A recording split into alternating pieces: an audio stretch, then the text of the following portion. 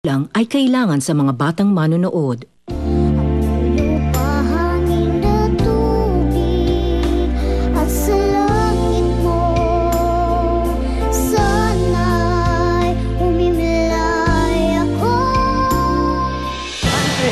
Na-aksidente si Mikmik. We have an announcement to make. Hindi na po matutuloy yung kasal. Tita, kamusta po si Mikmik? Ginagawa ng doktor ang lahat ng magagawin para mailigtas yata ang baby ninyo. Successful ang operation para mahinto ang internal bleeding. Pero ikinalulungkot ko, hindi namin nailigtas ang bata. Kababalita lang. Namatay yung dinadala ni Mikmik, pati yung tito niya. Ito na kaya yung karma ko dahil dun sa nangyari kay Abigail. May nakita po kasing silang tape recorder. Hanapin mo yon. We have to get to the bottom of this. Now go! Hindi ka pwede maunahan ni Jones. Remy! Ano yan? Buntis ang asawa niyo, 5 weeks pa lang. Ang totoo niyan, napikot lang naman talaga ako eh. Wala naman akong planong magpakasal at magkaroon ng pamilya. Pero nandyan na, magagawa ko kasi... Wala talaga siyang pinagkaiba ka. Tulad na katulad siya ng manager niya. Ay, Miss Susie, ano naman plano mo dyan? Nadilig balitan yan kung sakali. Kailangan ipaalam ko sa publiko kung anong klaseng lalaki ang si Andre na yan. So, humanap ako ng magpapanggap na kapatid ni Roseanne. Magkakaproblema ba tayo doon? Pinaimbestiga na sa akin ni Eric yan eh. May nahanap ka ba dito? Yung tatay ho niya, Paco Arcega ang pangalan.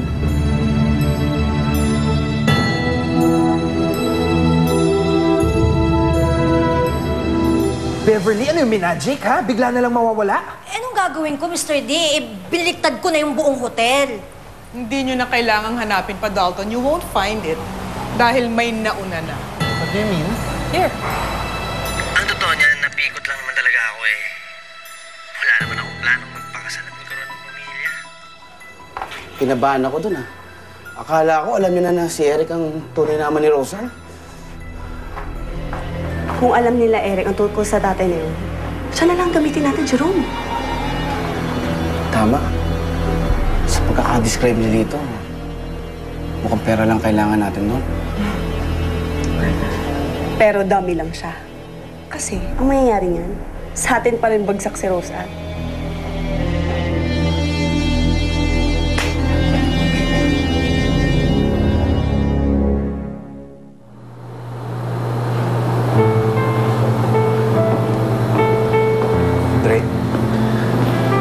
Magpahinga ka muna. Sabi naman ng mga doktor, bukas pa magigising si Mikmik eh. Kailangan ko nga palang puntahan si Tito Miguel. Kapag kailangan mo magpahinga, saka naiintindihan naman nila yung kalagayan mo that you have to be here. Total, nandun naman si Egay pati si Popoy para magbantay. Mabuti pa dito lang muna ako. Bantay ko magising si Mikmik.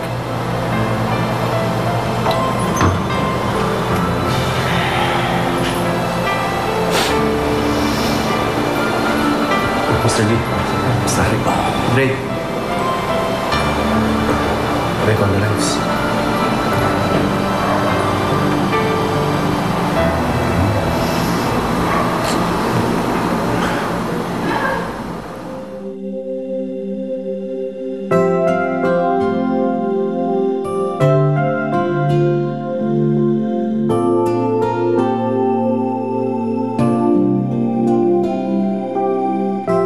Jesus, kayo na pong bahala kay Kuya Andre at kay Ate Mikmik.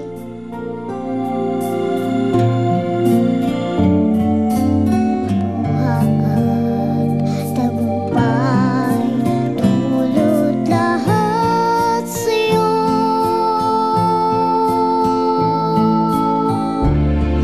Ng himig at awitin,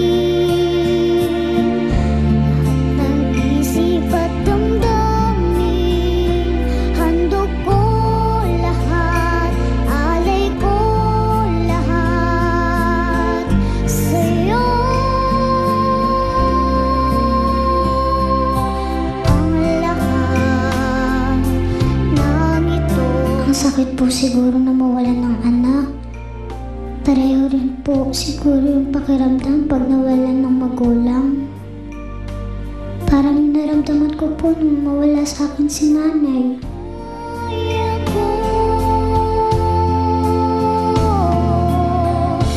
Ikaw ang isang pag-ibig.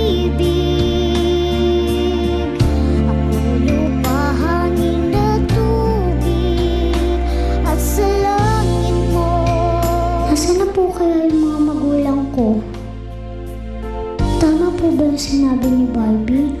Ayaw po nila sa akin?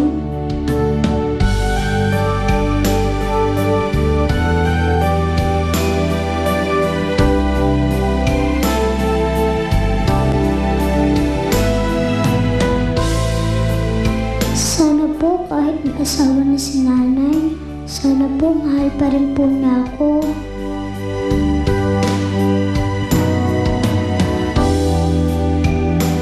Sana po magkasama na po kami ulit.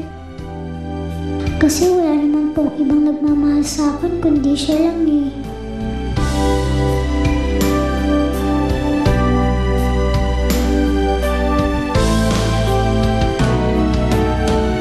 Ikaw ang isang pag-ibig, ako'y lupahangin at tubig.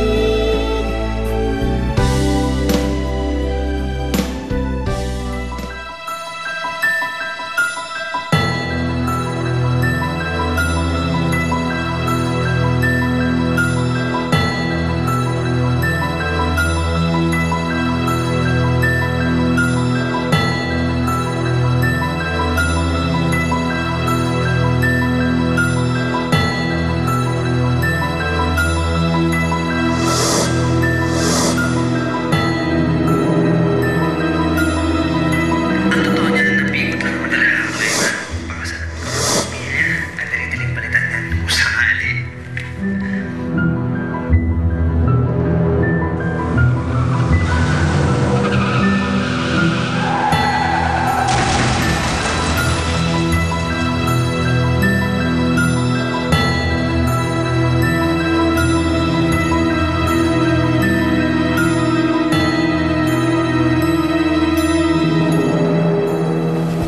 Mick!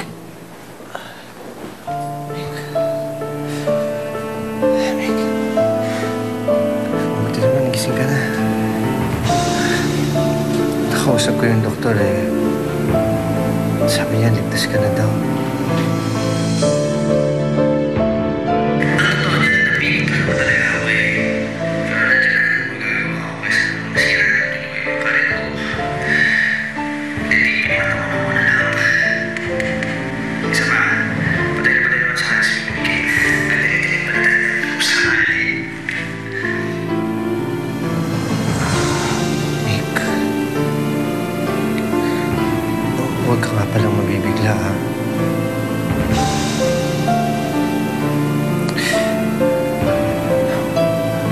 Wala na kasi si Tito Jimmy. Pati yung baby natin. I'm so glad you're alive. Yes ka na, Andre.